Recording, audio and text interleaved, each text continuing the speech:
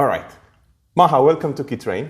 Thank you. And I'm very happy that you accepted to do this small debate as I am doing a study on the differences and similarities between the Tai Chi, Qigong, and Yoga. Right. Okay. So I would like you first maybe if you can introduce yourself and tell us what is your experience with yoga as a practitioner and teacher. Of course. The pleasure is all mine. Thank you so much for having me here. My name is Maha. I'm a yoga teacher. I've been practicing yoga for more than 5 years, and I've been teaching for more than 2 years now. Mm-hmm. The yoga style that I practice and teach is Hatha Yoga and Vinyasa. Vinyasa meaning flow yoga. Okay, very good. Very good. And thank you so much for having me here. I'm really looking forward to this discussion as well. Yes. The reason I'm doing this is because a lot of people that come to my class, they ask me before they start, what is the difference between yoga and Tai Chi? And I said that this would clarify. If I interview you, if we discuss about the differences, then it will be much clearer for everyone. Yes. So the first point that I want to discuss about is breathing. In Tai Chi, we let go of the breathing, and from what I know, in yoga you use a lot breathing to correlate with your moves and stances and postures. Can you tell me a little bit about how you use breathing in yoga? Definitely. Breathing in yoga is perhaps one of the most important aspects of the practice itself.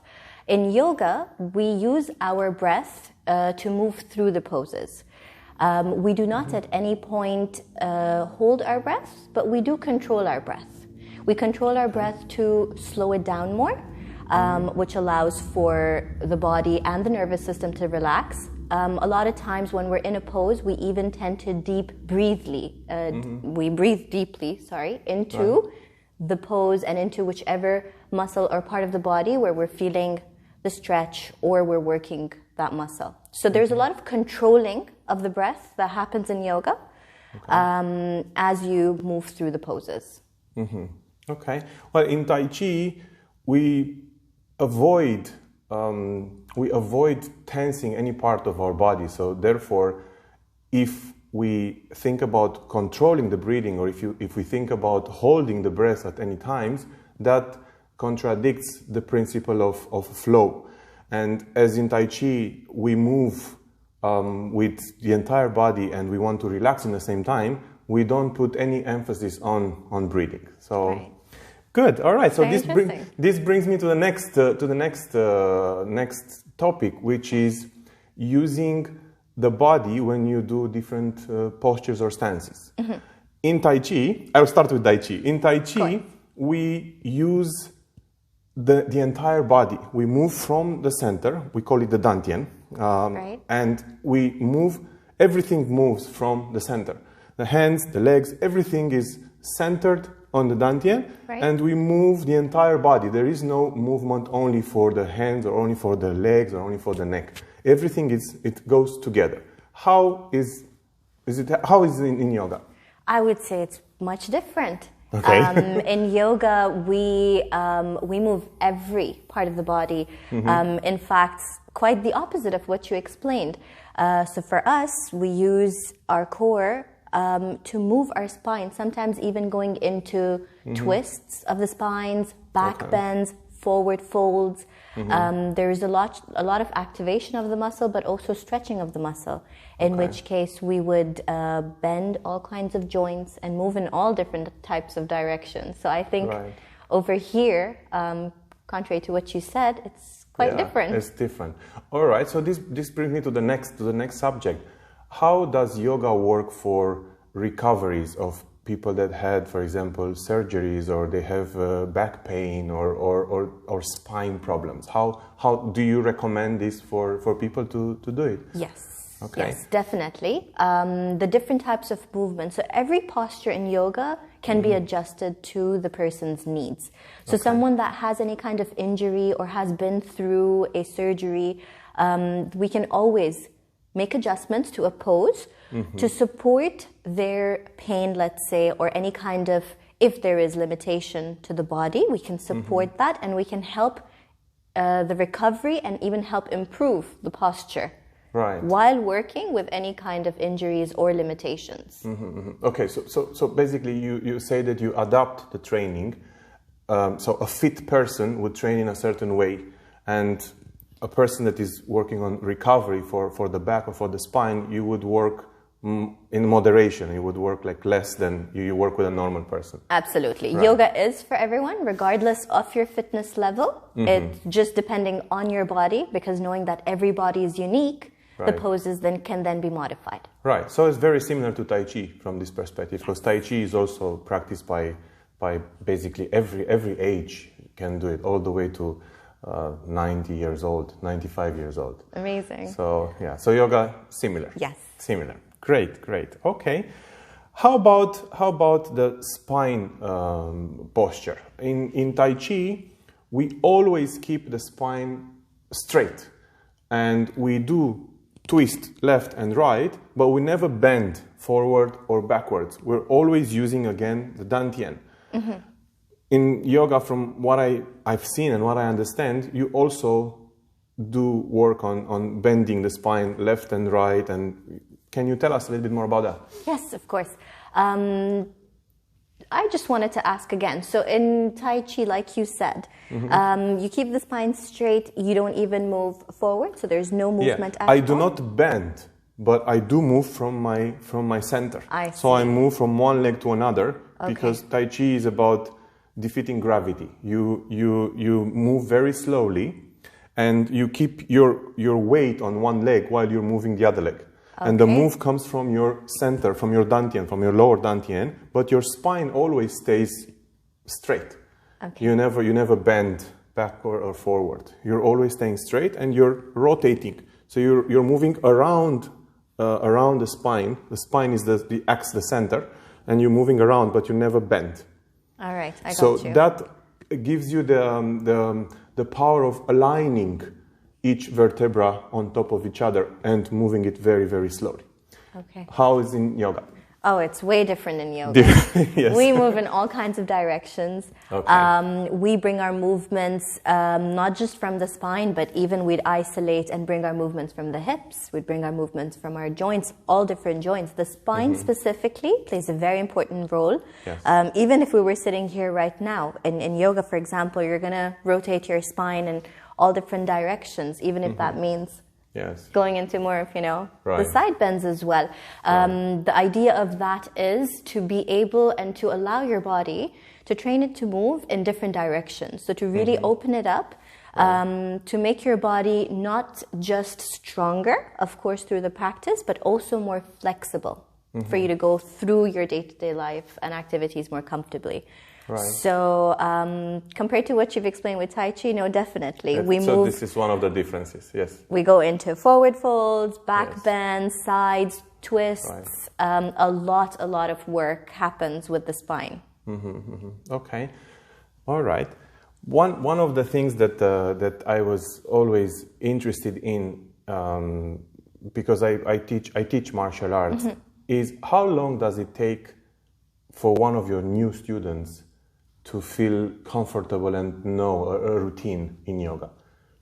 I think everyone's progress is different. I've come across clients who've been able to pick up the yoga poses from the very first time. There's a lot of breath and body coordination in yoga.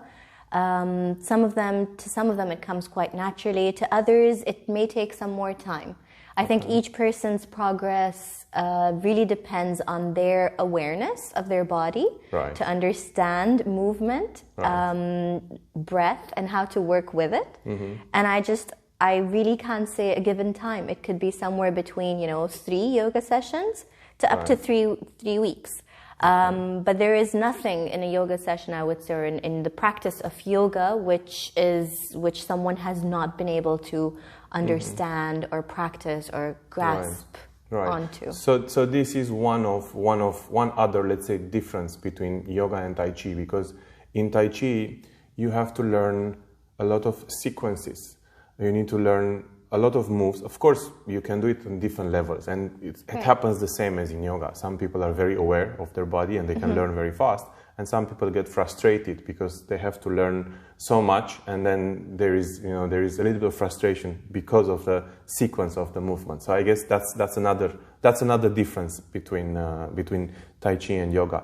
Tai Chi is also a martial art. Yoga is not a martial art. That's true. So that's another difference. And also one of the things that I think maybe this is one of the important things is that in both Tai Chi and yoga we work with internal energy, and I think you're calling it prana, right? Yes, that's breath. We're calling it chi. So energy, it's the same. So can you share with us maybe a secret technique or something that on how you move energy? There are no secrets. Okay. If I might say. Okay. But if I were to explain how energy moves, like you correctly said, in yoga we refer to the energy as prana, which is also referred to as the breath.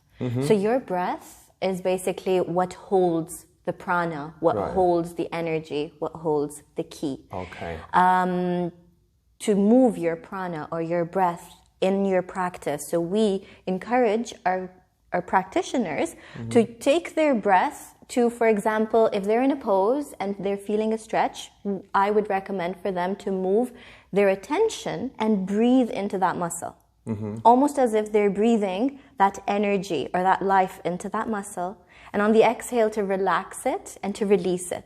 Right. And with that practice is how most of your practice, most of your poses, you'll be able to go deeper into it. So it's almost as if you're taking that attention of that breath and moving it into different parts of your body, depending on what you're working with, to focus on that muscle, to focus on that pose, whether it's something you're doing in terms of flexibility or you're doing something on terms of building strength. It could be used both ways. But it's basically taking that breath and that energy and bringing your attention to it, focusing on it and working with it. Okay, that's amazing. That's amazing. I can, if you don't mind, I can also say how is this seen in internal martial arts. And of course, in order to do that, I have to mention that Tai Chi is a martial art. Qi Gong is the art of energy. So, but they work together, especially when we talk about healing. The Qi in Tai Chi and Qi Gong is not only coming from the breathing, as per the Chinese traditional Chinese medicine. The Qi comes from your food, so what you eat, from your digestion, plus the Qi from your breathing, plus your prenatal Qi. So it's the energy that was given to you when you were born. So these three combined in one, they give the vital energy that we use. And of course, breathing is just one of them. Yes. And when we work in Tai Chi, what we do, we flow the energy and we conduct ourselves by the saying the Qi flows where the intention goes. So when we work, of course, we start by relaxing. Being relaxed and being flexible, the energy flows much easier.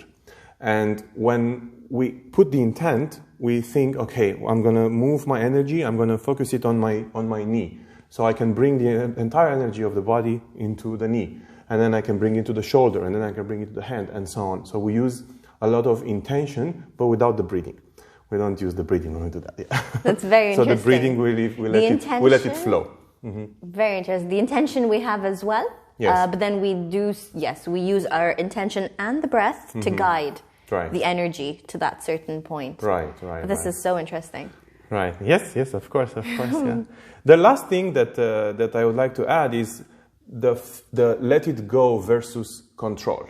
Right. In Tai Chi, is all about letting go, versus in yoga, from again what I'm reading, and I need your opinion on that, is about controlling your body, controlling your breath, controlling the intention. Maybe what is your vision on that?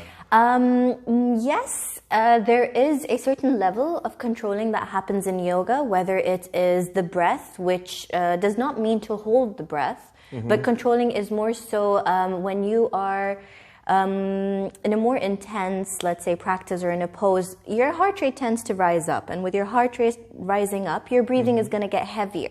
It's those parts where if you start to breathe deeply, and that's where we ask then to control the breath. So rather than breathing at the same level as your heart rate, which might in some cases be very high, we then recommend to slow your breath down, and that's where the breath work, the control comes in place. So the deep inhales, the deep exhales, so that's more of the control. There are also different controls that happens in your body. So just like you heard, yoga breath or ocean breathing, ujjayi breath, these are different names for the same type of breathing, is also a technique where you control your breath through your the muscles in your throat, and you kind of contract your throat, so you control the amount of breath or air that's going in the body and releasing from the body.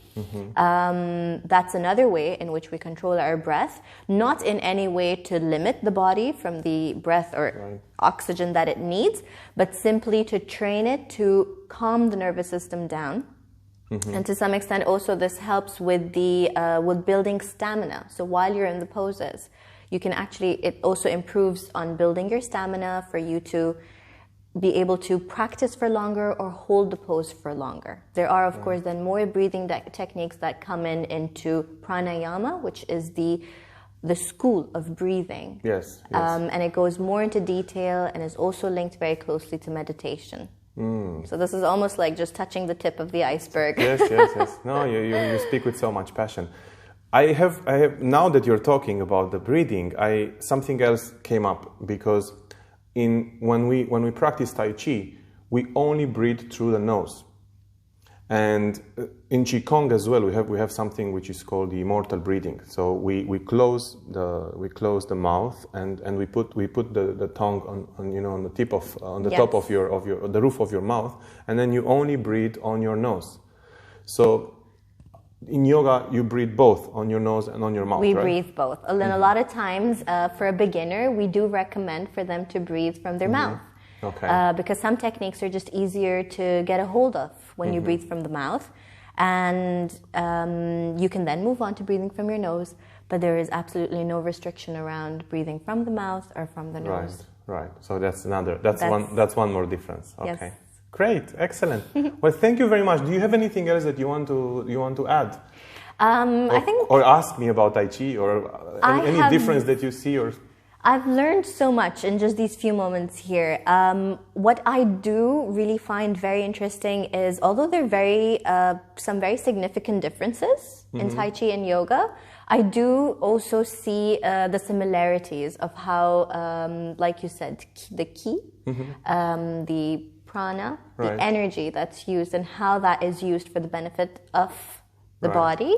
I think that it's quite similar, and it's so nice to see that by the end of both different practices, as different as they are and as different as their backgrounds are, they somehow come to the same point. Yeah, similar benefits. Yes, absolutely. True. They come down to the wellness and well-being of each person. True. Great. Okay, well, thank you very much for doing this. Thank you so much for having me. I hope we inspire more people I really hope so too. To do both yoga and Tai Chi. Yes. In the same time if possible, yes. Good, thank you. Thank you so much. Thank you.